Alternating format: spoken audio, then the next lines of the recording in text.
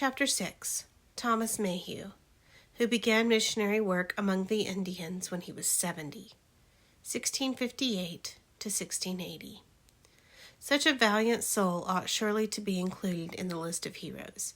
Some folk think their work is done at 70, but not so Mr. Thomas Mayhew, the New Englander governor of Martha's Vineyard and adjacent islands in the far back year 1641. However, his missionary work did not begin that year, and it did begin, first of all, in the giving of his son to devote the life to the Indians. Reverend Thomas Mayhew, Jr. was first a minister to the settlers in his neighborhood, but extended his service of love to the thousands of red men thereabouts. His first accomplishment was the mastery of the native language. He was very successful in this, and soon had a flourishing mission.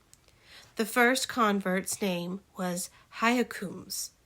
He put himself under Mr. Mayhew's instruction and became a teacher and afterwards a preacher to his own people. The very first school in New England for the benefit of the Indians was established 1651.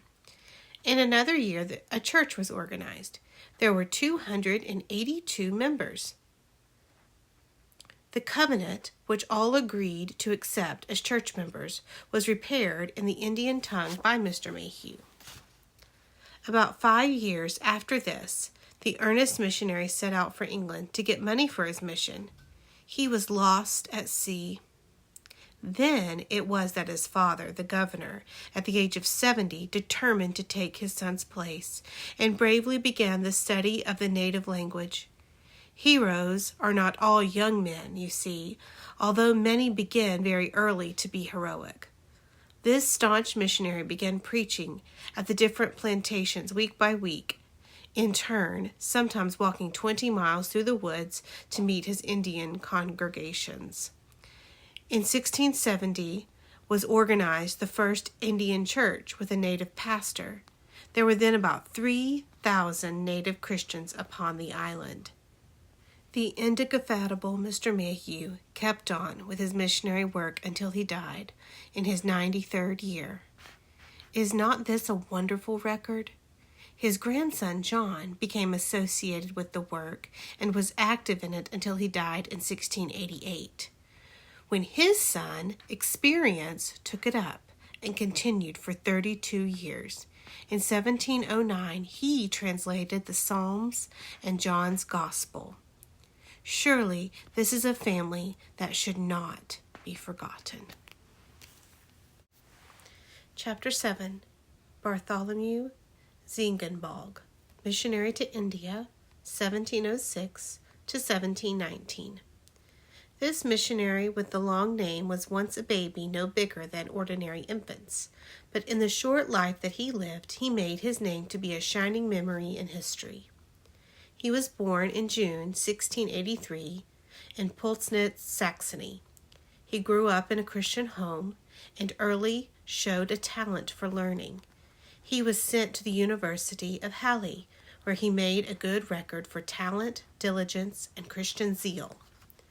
Among the early helpers in missionary work was King Frederick IV of Denmark, who became so earnest in his desires to help Christianize the world that as one of the things in his power he directed Professor Frank of Halle to choose 2 promising students from the university to go as missionaries to South India in 1705.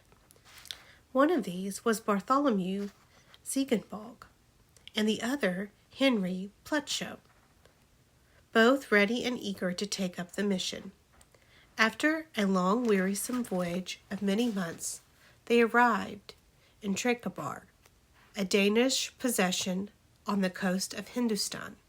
The governor kept them waiting for several days before consenting to see them, and then received them with great harshness.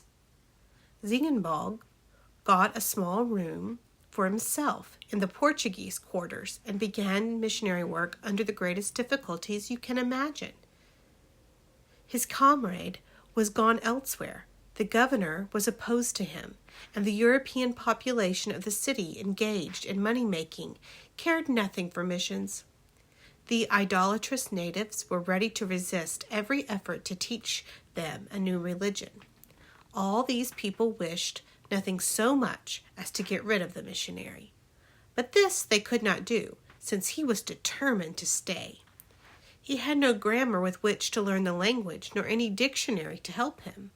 At last he persuaded a native schoolmaster to bring his little school to the room where he lived, that he might see how the children were taught. The scholars sat on the floor and made letters in the sand. The missionary sat down beside them and imitated till he knew the shape of all the characters that they made.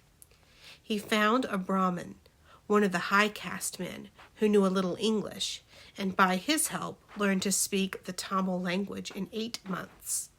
You must remember that there are many languages and dialects in India.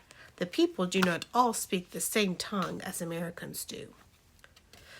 The Raja, finding out about the Brahmin teacher, he was loaded with chains and cast into prison. Poor man.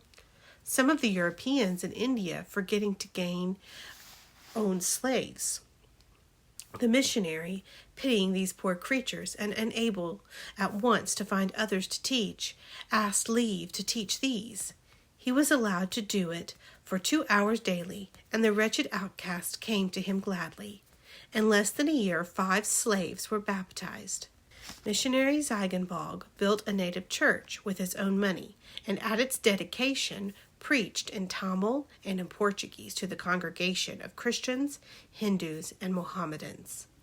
The second year he went about on extensive preaching tours, and in one place there he was a Dutch magistrate.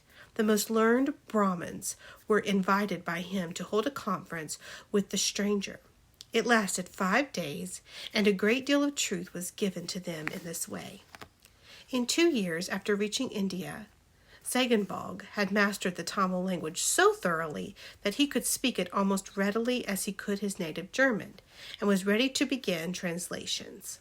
He began to prepare a grammar and 2 lexicons, one in prose and one in poetical form, a great undertaking. This last, it seems to me. Tamil prose would be hard enough, but to translate anything into Tamil poetry would be far harder. Yet the missionary undertook it because he thought it wise. And in 1811 he finished translating the New Testament into Tamil, the first translation of this book into any language spoken in India. He kept on preaching to Hindus, slaves, Portuguese, and even had a German service largely attended. Besides the New Testament, he preached a Danish liturgy, German hymns, and a dictionary with 33 other works translated into Tamil. These were printed 9 years after his arrival in India. But now the missionary's health failed, and the next year he went home. He was able to go about telling his story of the far-off field, and it was a thrilling account.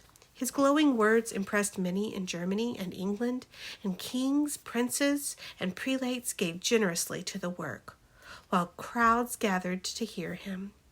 In 4 years he returned to India, soon to finish his course. He died at 36 after 13 years of pioneer work in the period of modern missions. At his death, there were 350 converts and a large number of catechumens to mourn his loss and to carry on his noble work. His life had answered life's great end.